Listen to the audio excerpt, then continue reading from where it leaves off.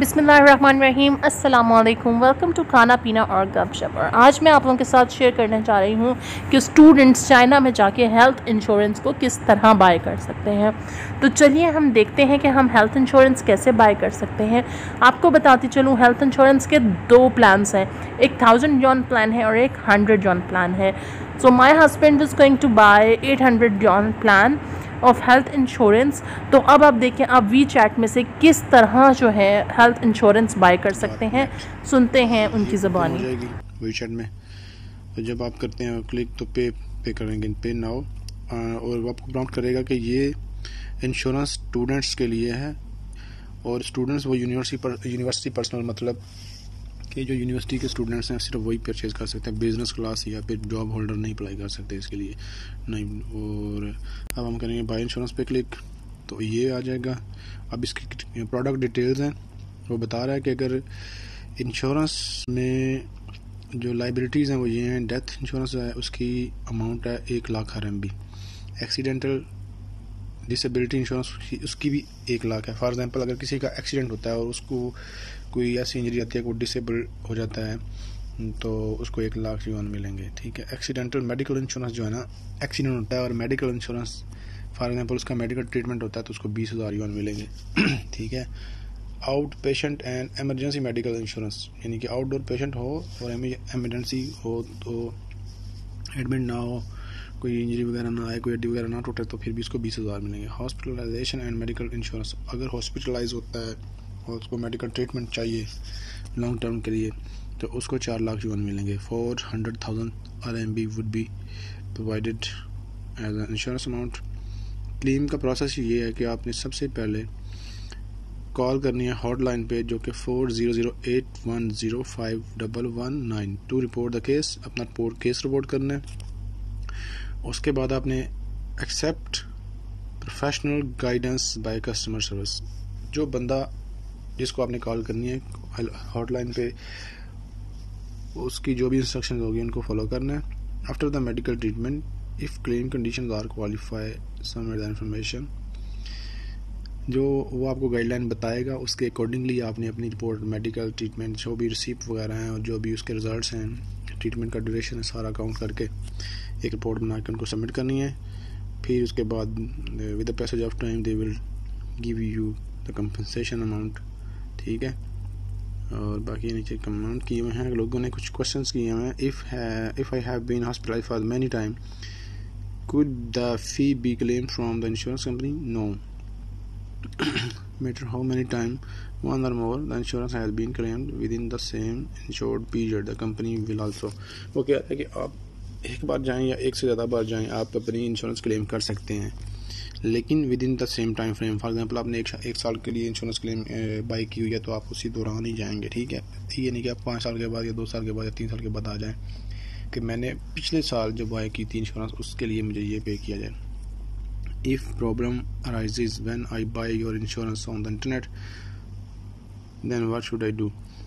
वो कह रहा है कि अगर मैंने इंटरनेट के थ्रू इंश्योरेंस बाय की हो और कोई प्रॉब्लम हो जाए तो मुझे क्या करना चाहिए। कह रहे हैं कि please call the hotline 4008105119 and our staff will help you to solve the problem. और तो फिर उनका स्टाफ आपकी मदद करेगा अपनी प्रॉब्लम को सॉल्व करने में, आपकी प्रॉब्लम को सॉल्व करने में। और ये जो मार्क नज़र आ रहा है ये सामने कॉल का, ये भी कस्टमर के, आप इस पर क्लिक करेंगे कस्टमर केयर का जो है ना कॉल मिल जाएगा, ठीक है। अब मैं नेक्स्ट करता हूँ। Liabilities for exemption package 800 for international students. Liabilities exemption for the death and accidental disability insurance paying and shall be exempted from the insurance liability for the death and accidental disability following the customer।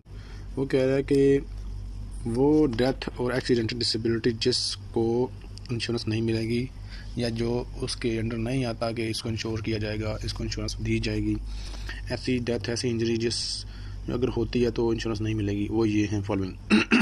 1 है deliberate killing, किसी का कत्ल किया जाना, और injury conducted by the police order और beneficiary to the insured, अगर किसी बंदे को कोई के मार देता है या फिर उसको कोई इंजरी होती है पुलिस की तरफ से या किसी और बेनिफिशियरी की तरफ से, बेनिफिशियरी टू बी इंश्योर्ड।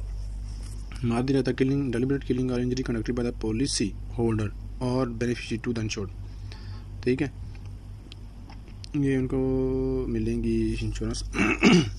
उसके बाद deliberate self harm, suicide, intentional crime, resistance to criminal compulsory measure taken according to the law on the part of insured.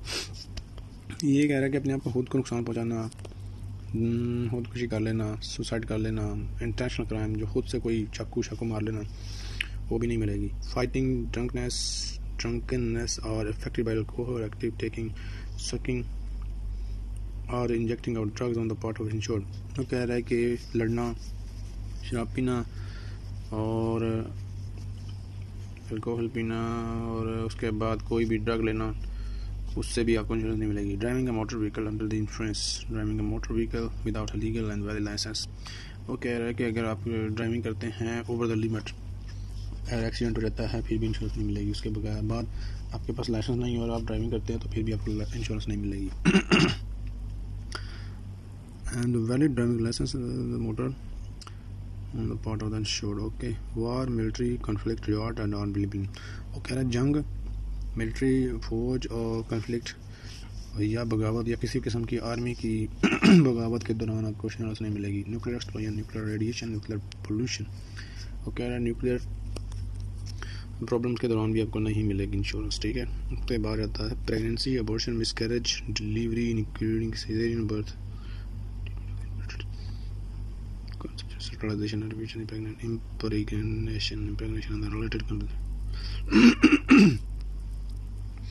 Pregnancy, abortion, miscarriage, delivery including the cesarean birth control, इसमें भी तो इसमें भी कह रहे हैं नहीं मिलेगी।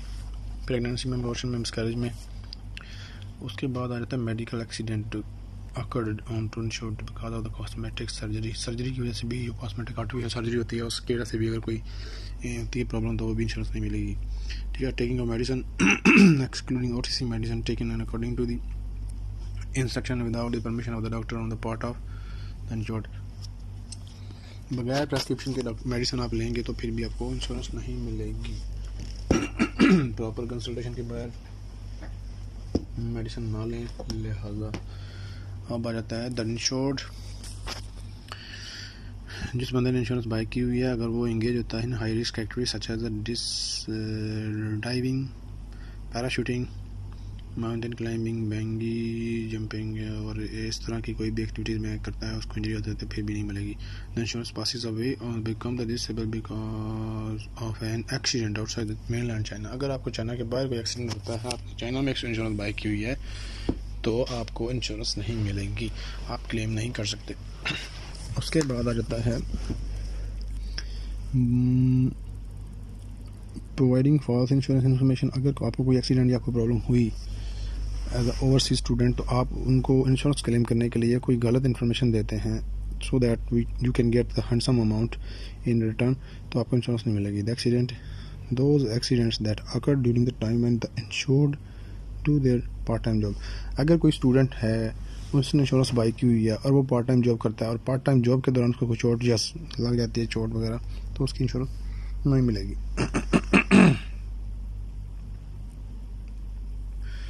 उसके बाद आ जाता है if the insured is cause dead in any of the foregoing circumstances paying and shall terminate the insurance liability of the insured. वो कह रहा है कि अगर इंश्योर जो बंदा है जिसने इंश्योरेंस बाई की हुई है, उसकी डेथ हो जाती है इन वजूहत की वजह से, तो फिर उसको इंश्योरेंस नहीं मिलेगी। वजूहत ये है liability example for medical insurance, liability, medical delivery killing, ये सेम वही है, सारी सब कुछ वही है। ठीक है, सेम है।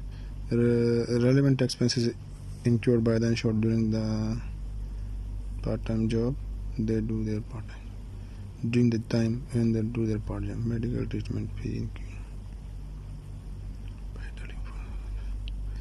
ये मामला है जी।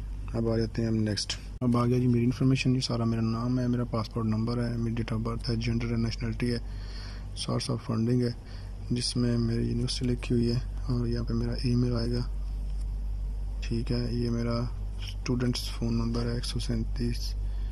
ये मेरा फ़ोन नंबर नहीं है वैसे, ये यूनिवर्सिटी की तरफ से दिया गया है 137271। और क्योंकि अभी मेरे पास नंबर नहीं है तो ये मेरे प्रोफेसर का नंबर होगा। प्लान मेरा 800 का है और द पीरियड ऑफ 6 मंथ्स।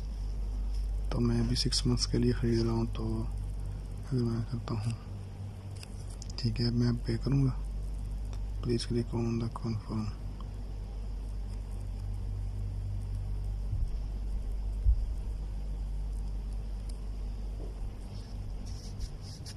अब मैं इनको पे करूँगा और ये पेमेंट है पे, ये वही चैट है, यहाँ पे क्लिक करना है तो ये क्लिक हो जाएगा ब्लू कलर का और उसके बाद पे करना है डायरेक्टली। होप सो अब आप लोग को बहुत ही इन डिटेल पता चल गए होंगे पॉइंट्स, क्या क्लेम्स हैं, किन लोगों की एग्जाम्पशंस हैं हेल्थ इंश्योरेंस से, क्या कॉस्ट है हेल्थ इंश्योरेंस की और क्या ड्यूरेशन है हेल्थ इंश्योरेंस का। उसके अलावा आपको हेल्पलाइन नंबर पता चल गया है, अगर आपने कभी भी कॉल करके उनसे हेल्प लेनी हो, हॉटलाइन नंबर आपके सामने मौजूद होगा। तो आई होप सो कि अब आप चाइना जाने से पहले अगर आप इसको देख लें तो आप बहुत ही इजीली कर सकते हैं। Don't forget to like share and subscribe my channel. तब तक के लिए अल्लाह हाफ़िज़।